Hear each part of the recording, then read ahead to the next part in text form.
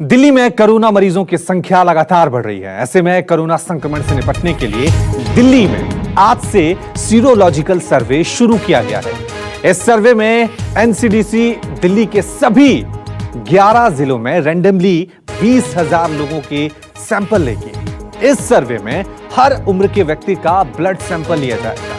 इन 20,000 लोगों के blood sample को एनसीडीसी लैब में जांच के लिए भेजा जाएगा। माना जा रहा है कि इस सर्वे से दिल्ली में कोरोना को रोकने के लिए कारगर रणनीति बनाने में ये जो योजना है वो कारगर साबित यहां पर होगी। तो दिल्ली में एंटीबॉडी सर्वे शुरू हो गया है। सीरोलॉजिकल सर्वे से कहा जा रहा है आज से यह सर्वे शुरू हो रहा है और दिल्ली में करीब 20,000 लोगों पर यह सर्वे किया जाएगा, यानी 20,000 लोगों के ब्लड सैंपल लिए जाएंगे, जिसमें यह जानने की कोशिश की जाएगी कि किन किन लोगों के बीच में किस तरह से कोरोना के खिलाफ लड़ने के लिए एंटीबॉडी बन गई है। उसके आधार पर यह तय किया जाएगा कि दिल्ली में कोरोना के खिलाफ जंग कैसे लड़ी जाएगी। आज से यह सर्वे शुरू हो गया है। एनसीडीसी और दिल्ली सरकार दिल्ली में संयुक्त रूप से सीरोलॉजिकल सर्वे करवा रहे हैं और इस सर्वे के मुताबिक ये रहेगा कि दिल्ली के अंदर करीब 20,000 से ज़्यादा सैंपल लिए जाएंगे, अलग अलग इलाकों में होंगे और अधिकतर ये सैंपल जो होंगे वो कंटेनमेंट जोन में होंगे। फिलहाल मैं नबी करीम में हूँ, दिल्ली के इलाके में, और आप देखेंगे कि यहाँ पर एनसीडीसी और दिल्ली सरकार की संयुक्त टीम जो है वो इस समय लोगों के सैंपल ले रही है। घर घर जाकर लगातार जो है वो सैंपल कलेक्ट किए जा रहे हैं और इस सर्वे के मुताबिक ये देखा जाएगा कि दिल्ली में कई सारे लोग ऐसे भी हैं जो कोरोना पॉजिटिव हुए और उसके बाद वो लोग नेगेटिव हो गए, ठीक हो गए, तो उनकी जानकारी भी इकट्ठी करने के लिए कहीं ना कहीं दिल्ली सरकार की तरफ से और एनसीडीसी की तरफ से टीम जो है वो इस सर्वे के मुताबिक एक रिपोर्ट तैयार करेगी। ये व्यापक सर्वे है जो दिल्ली में पहली बार हो रहा है और ऐतिहासिक भी है और इसके बाद अगर ये सफल होता है तो ऐसी परिस्थिति में अलग अलग देश के हिस्सों में इस प्रकार के सर्वे कराए जाएंगे। 10 जुलाई तक रिपोर्ट फिलहाल जो है वो सौंपनी है, लेकिन इस सर्वे के हिसाब से बहुत सारा डाटा जो है वो कलेक्ट करने की तैयारी लगातार स्वास्थ्य मंत्रालय करता हुआ नजर आ रहा है। पहली बात ये रहेगी कि इस डाटा से ये तय किया जाएगा कि आखिर दिल्ली में जो केसेस सामने निकल के आए, अगर मान लीजिए 20,000 में से करीब 10% या 20% केसेस जो हैं वो निकल के आते हैं कि वो पॉजिटिव थे, तो एक व्यापक रिपोर्ट जो है कहीं ना कहीं तैयार होती नजर आएगी। इसके अलावा सरकार ये भी तय कर रही है और ये भी सोच रही है कि इस रिपोर्ट के बाद आने वाले दिनों के लिए दिल्ली सरकार प्रिपरेशन कर सकती है, तैयारी कर सकती है और कंटेनमेंट जोन या उसके बाहर के इलाकों में भी इस प्रकार के सर्वे को कहीं ना कहीं आने वाले दिनों में दिल्ली सरकार कराने पर विचार कर सकती है। लेकिन ये सर्वे निश्चित तौर पे एक नई योजना को, एक नए आयाम को स्थापित करेगा। कैमरा पर्सन नितिन के साथ वरुण सिन्हा, न्यूज़ 24 दिल्ली।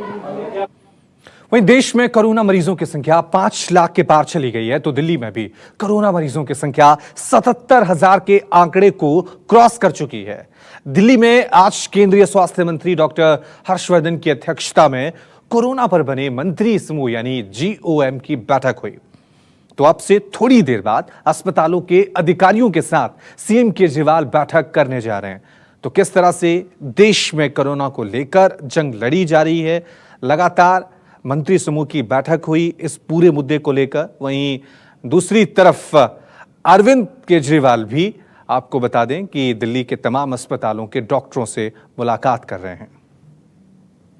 आज खुशी की बात यह है कि देश में हमारा रिकवरी रेट 58% से भी ऊपर हो गया है और लगभग 5 लाख के करीब जो अब तक कोविड से भारत में मरीज प्रभावित हुए हैं, इसमें से लगभग 3 लाख मरीज ठीक होकर घर वापस चले गए हैं और जो बचे हुए मरीज हैं उनमें से भी अधिकांश रोड टू रिकवरी पर है। आने वाले समय में वो घर वापस लौटेंगे।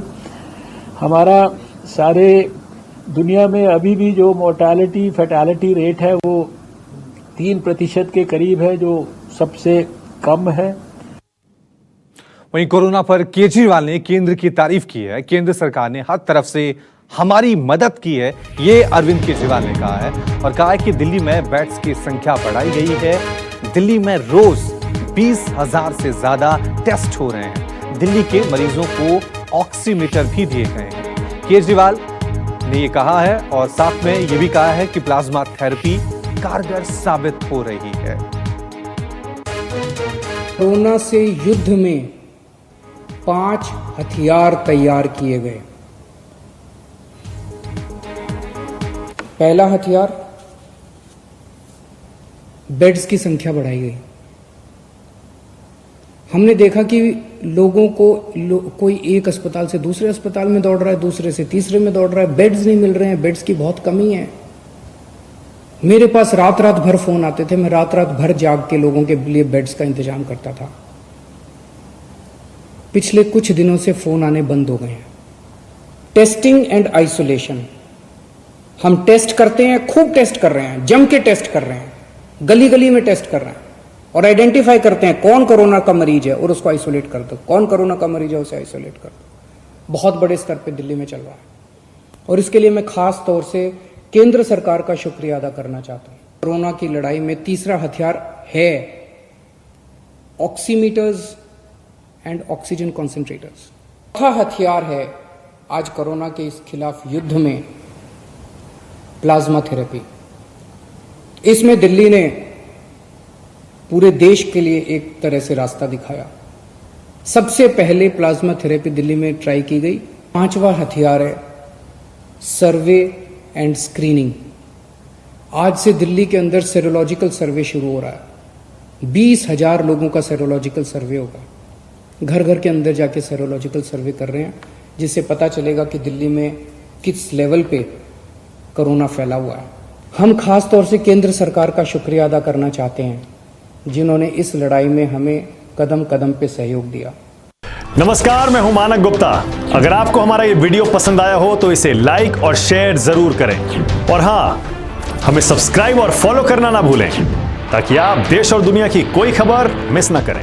तो जुड़े रहिए हमारे साथ और देखते रहिए News 24।